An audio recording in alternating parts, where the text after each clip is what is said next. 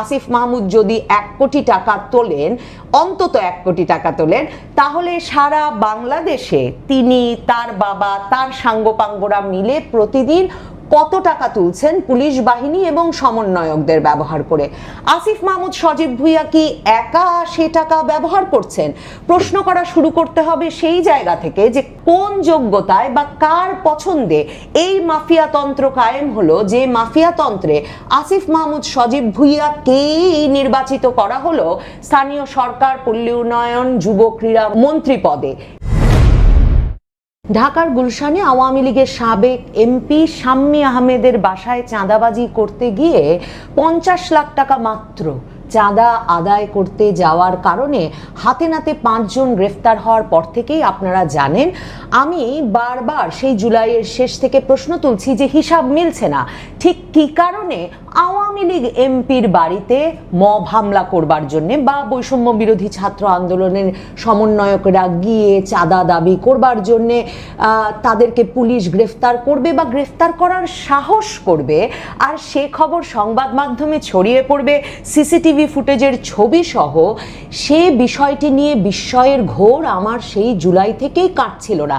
এবং আপনারা জানেন যে আমি নানা রকম প্রশ্ন বয়ানে যেমন তুলেছি, এমনকি আওয়ামী লীগ নেতাদেরই তো প্রশ্ন করার সুযোগ পেয়েছি, তাদেরকে এটাও জিজ্ঞেস করেছি যে এটা কি করে ঘটলো। মানে ইউনূস সরকার বলে দিয়েছেন যে আপনাদের ওপর হামলা, আপনাদের বাড়িতে গিয়ে চাঁদাবাজি এখন থেকে একটা অপরাধ হিসেবে চিহ্নিত হচ্ছে। আবার দেখুন সেই শাম্মী আহমেদকে এমনকি গ্রেফতারও করা হয়নি এখন পর্যন্ত।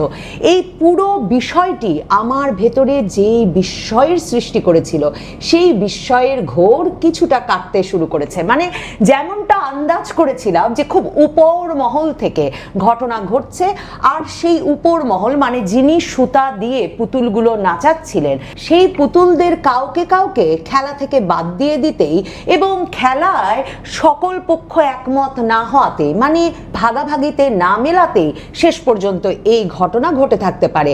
এবার জানে আলম অপু নামে বৈষম্য বিরোধী ছাত্র আন্দোলনের এক নেতা, যিনি নাকি আবার বৈষম্য বিরোধী ছাত্র আন্দোলন বা জাতীয় নাগরিক পার্টি, মানে তাদের তো এত দল, এত মুখ, এত লোভী নেতা, তো সেই জাতীয় নাগরিক পার্টির যে ছাত্র সংগঠন বাগছাস, বাংলাদেশ গণতান্ত্রিক ছাত্র সংসদ, তার যে নেতা জানে আলম অপু, যিনিও পরে এই চাঁদাবাজির ঘটনায় গ্রেফতার হয়েছেন, তিনি নাকি গ্রেফতার হওয়ার আগেই একটা ভিডিও তৈরি করে গিয়েছিলেন।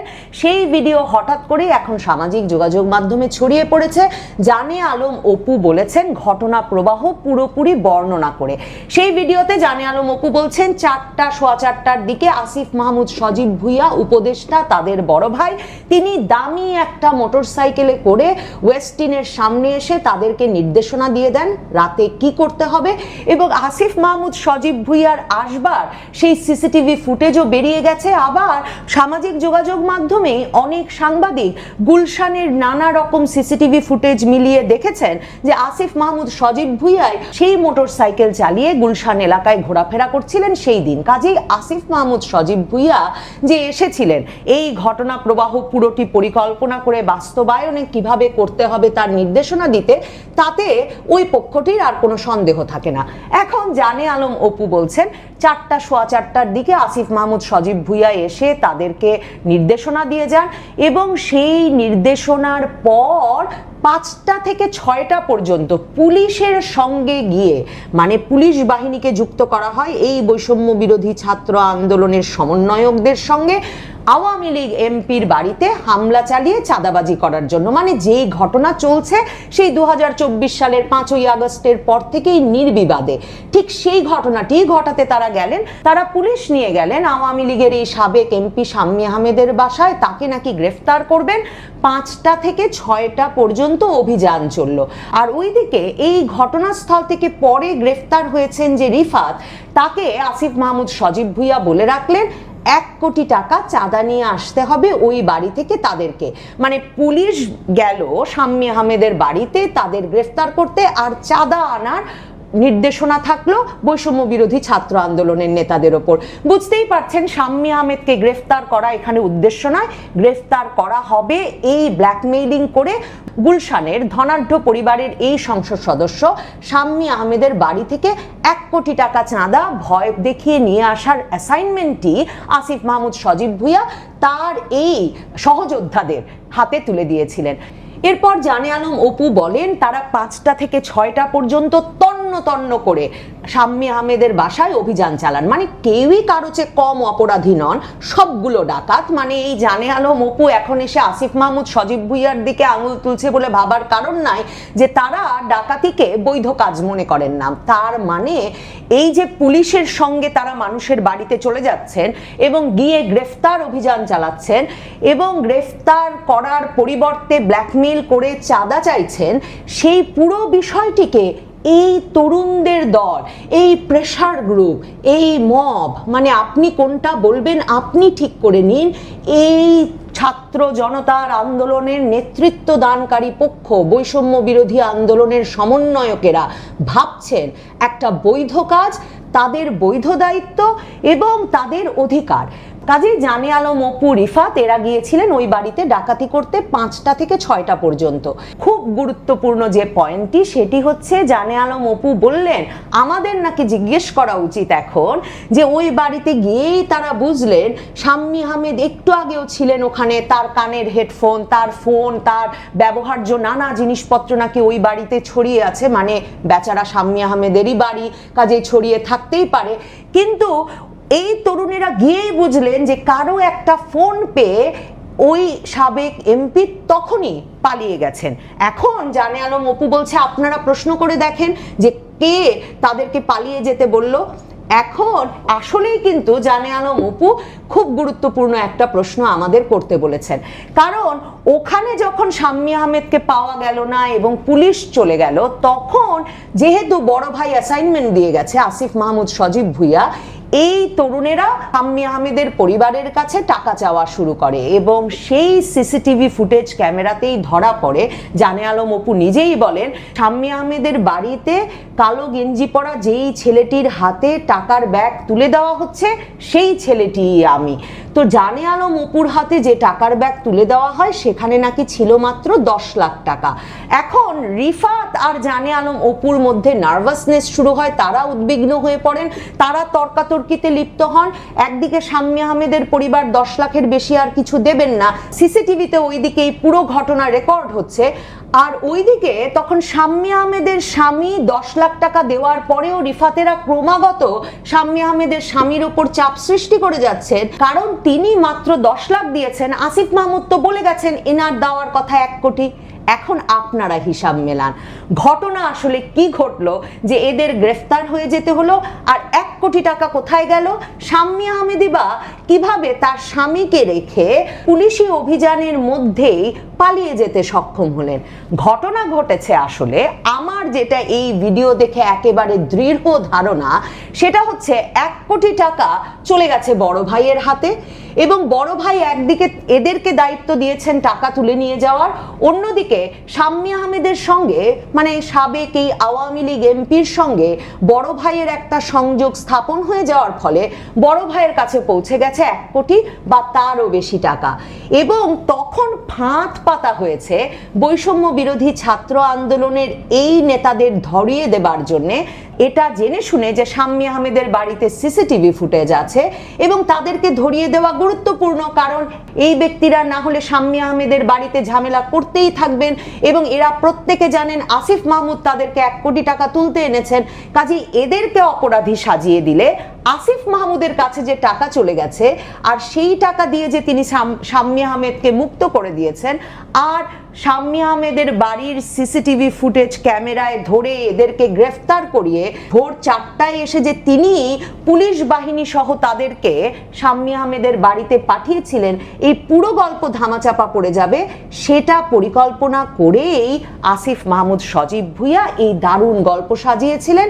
মানে সরকারও কেমন ন্যায়পরায়ণ হয়ে উঠেছে, কেমন ন্যায় বিচারের বাংলাদেশ এই তরুণেরা চান দেখুন।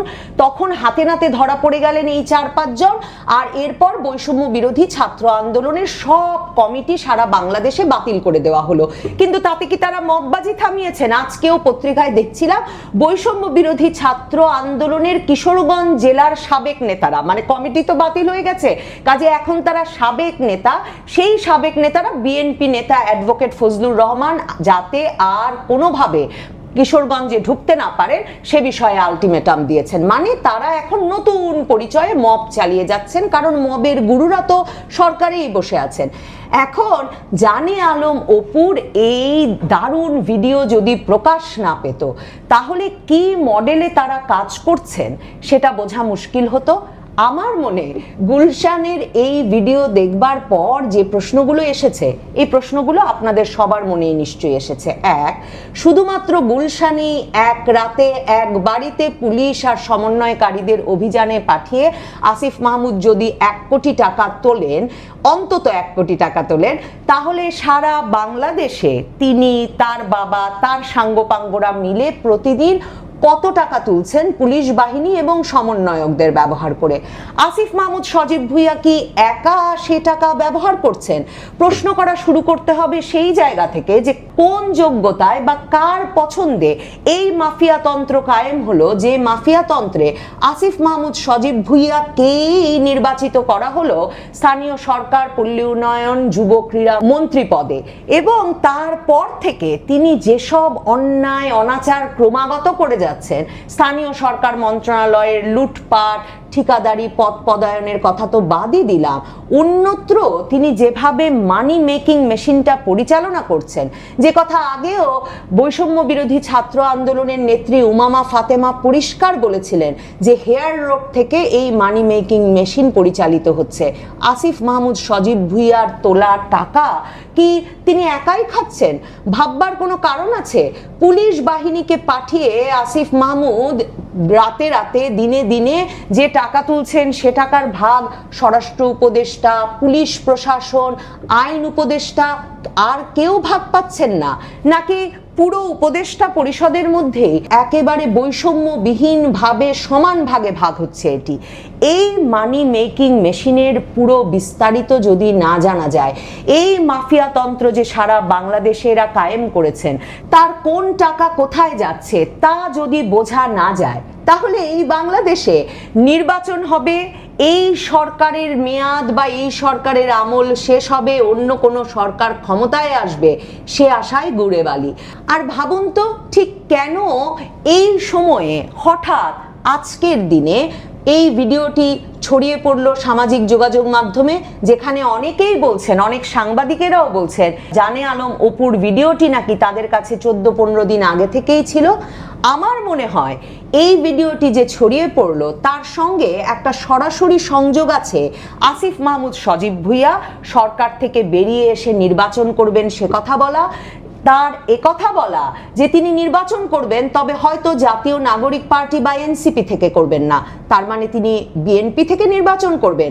এবং এই যে আসিফ মাহমুদ সজীব ভুইয়া বললেন তিনি কুমিল্লায়, মানে স্থানীয় রাজনীতিতে যাবেন না, তিনি ঢাকার এমপি হতে চান, তার এই প্রত্যেকটি বিষয়ের সূত্র মেলালে বুঝতে অসুবিধা হয় না ঠিক কেন এখনই এই ভিডিওটি ফাঁস হতে হলো।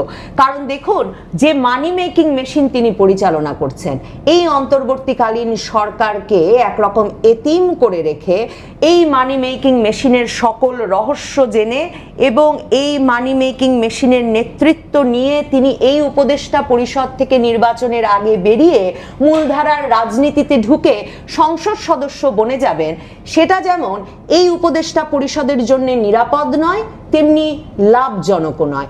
অন্যদিকে ঢাকার এমপি হবার দিকে তার চোখ, সেটা ঘোষণা করে দেওয়ার পর অনেক পক্ষের জন্যেই এই ভিডিও চাপা রাখা আর লাভজনক হবে না সেটাও বুঝতে অসুবিধা হয় না।